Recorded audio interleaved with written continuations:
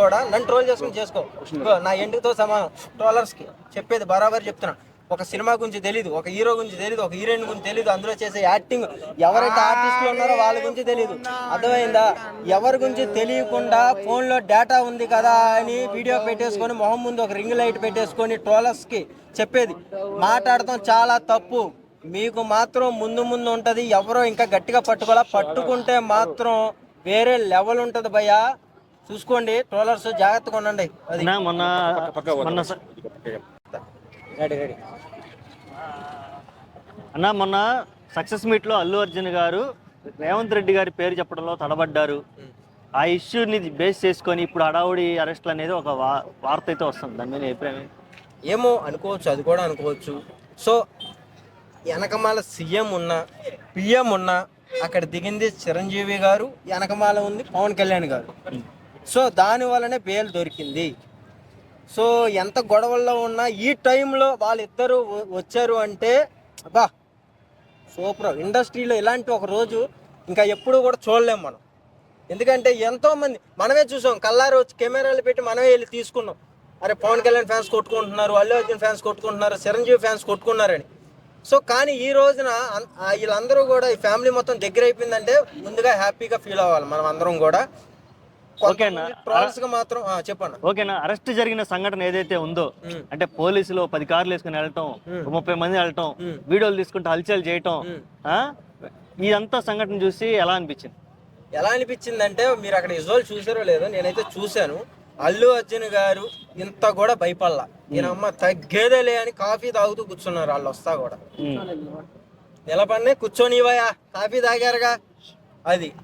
So అంటే వెనక నాకు ఎవరో ఒకళ్ళు వస్తారు, నేను ఎంత తిట్టినా ఏది చేసినా నాకు ఫ్యామిలీ ఉంది అన్న ఒక ధైర్యంతో ఆయన ముందడుగేసి వెళ్ళాడు అని అయితే నాకు అనిపిస్తుంది. అది అంటే ఒక జైలు ఈవినింగ్ బెయిల్ చేసుకో, తమ్మేలు బాగుందిగా వాడు. ఓకే అన్న, ఇప్పుడు ఒక క్రిమినల్ ట్రీట్ చేసినట్టు ఇలా ట్రీట్ చేశారు కదా. అతనే క్రిమినల్ కాదు, స్మగ్లర్ కాదు, రియల్ లైఫ్ హీరో, ఒక పెద్ద నేషనల్ సెలబ్రిటీ, బయట కూడా హీరోనే, ఒక పెద్ద నేషనల్ సెలబ్రిటీ. అనుకోకుండా జరిగిన సంఘటనని పోలీసులు ఏమైనా అత్యుత్సాహం చూపిస్తున్నారు, నీకు ఎక్కడ అనిపిస్తుందా? ఎక్కడ అనిపించలేదు భయ్య. చిన్నది ఏంటంటే వీళ్ళకి పెద్ద తలకే ఉంది కాబట్టి వాళ్ళ డ్యూటీ వాళ్ళు చేశారు. వాళ్ళు పోలీసు వ్యవస్థ ఏంటంటే ఆయనే కాదు, ఆ ప్లేస్ లో నేనున్నా సరే వాళ్ళ డ్యూటీ వాళ్ళు చేస్తారు. Rule and rule. Okay, non bailable కేసులు పెట్టడం నీకు ఎలా అనిపిస్తుంది? నాకు ఎలా అనిపిస్తుంది అంటే ఇది ఎలా ఉందంటే వీరి గుమ్మని పండు వీరి ఏంటని చిన్న గేమ్ ఉంది. చిన్నప్పుడు మనం ఆడుకునే వాళ్ళం ఇలా కళ్ళు మూసి. ఆ గేమ్ గుర్తొస్తుంది భయ్య. కేసు పెట్టేది వాళ్ళే, వెనక తీసుకునేది వాళ్ళే. మళ్ళీ అంటే ఆ పోలీసులు వెళ్తాం ఎందుకు, ఈ మీడియా మిత్రులు వెళ్తాం ఎందుకు, ఈ మళ్ళీ ఇదంతా ఏంది సోషల్ మీడియాలో నాకేం అర్థం కాదు. అంటే శుక్రవారం పూటే అరెస్ట్ చేయడం కూడా ఒక ప్రీ ప్లాన్డే కదా. అంటే సాయంత్రానికి శుక్రవారం రోజు అరెస్ట్ చేస్తే మరుసటి 2 రోజులు బెయిల్ రాదని అందరికీ తెలిసిన విషయమే. మరి ఇదే రోజు వాళ్ళు అరెస్ట్ చేయడానికి కారణం అంటే ప్లానింగ్.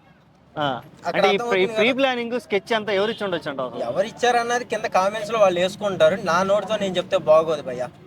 ఓకే, ఇప్పుడు ముందుగానే వీళ్ళంతా ఏమేం జరుగుతుందని ఎక్స్పెక్ట్ చేసి చెంచలగూడ జైలు దగ్గర రోడ్లు బ్లాక్ చేయటం, చిక్కడపల్లి పోలీస్ స్టేషన్ దగ్గర రోడ్లు బ్లాక్ చేయటం, ఫ్యాన్స్ ఎవరిని రానియకుండా, అసలుకి నాంపల్లి కోర్టు వద్ద కూడా భారీ బందోబస్తు.